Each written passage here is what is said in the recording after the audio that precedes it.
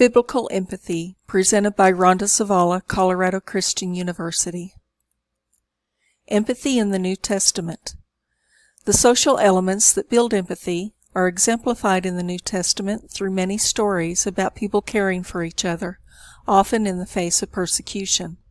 From Joseph and Mary parenting and nurturing a child not produced from their union, throughout the loving life of Jesus Christ, who taught, led, and healed those around him, to the ultimate sacrifice of Jesus, who gave himself to make way for our eternal life with the Father, we see empathy in God's Word.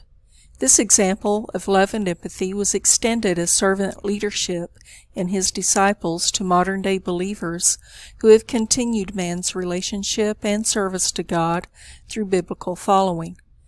We read in the book of John, chapter 13, verse 34 of the Holy Bible, Jesus said, "A new command I give you, love one another."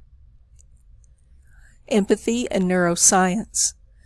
When believers read the Bible and interact with other believers, mirror neurons go to work by mapping the brain based on their study of biblical principles, and as believers pray together and discuss God's Word. Lifestyle choices become based upon this information as a new worldview develops through this new lens, developing a focus on love and an empathetic view of others. Reference DCD and Dykes, 2011. A child remarked in the book Born for Love by Slavitz and Perry, 2010, that love grows the brain, and we see that love grows the spirit as well. Biblical examples of empathy.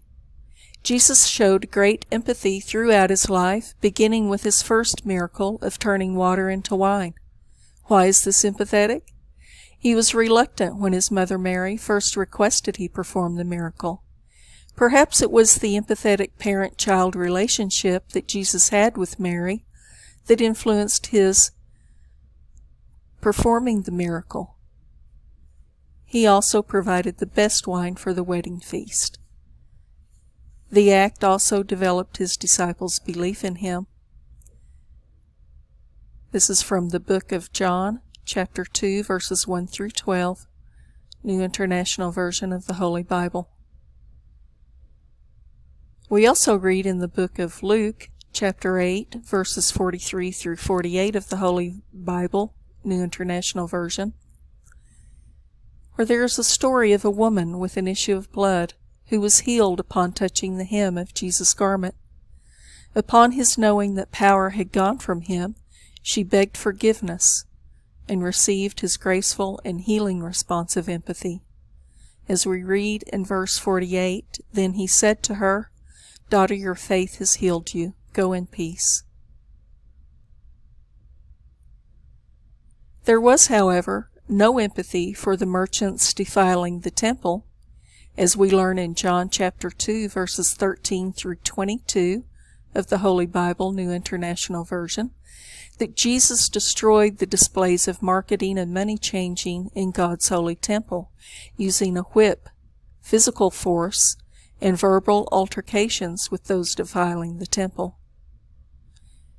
We read in chapter 16, "To those who sold doves he said, 'Get these out of here. Stop turning my Father's house into a market.'" Verse 17, his disciples remembered that it is written, "Zeal for your house will consume me."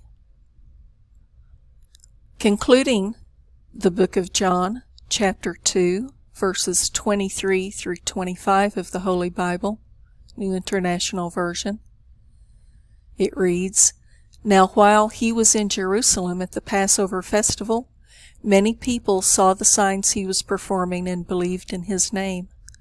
But Jesus would not entrust himself to them, for he knew all people. He did not need any testimony about mankind, for he knew what was in each person." Jesus truly had supernatural empathy. Jesus knew very well that he could not fully trust man, yet he revealed himself and continuously performed miracles. He knew the sinful nature of man, yet loves us anyway, showing true empathy for mankind. Examples of empathy are throughout the Scripture. His sacrifice on the cross being the ultimate expression of love and empathy. Selah.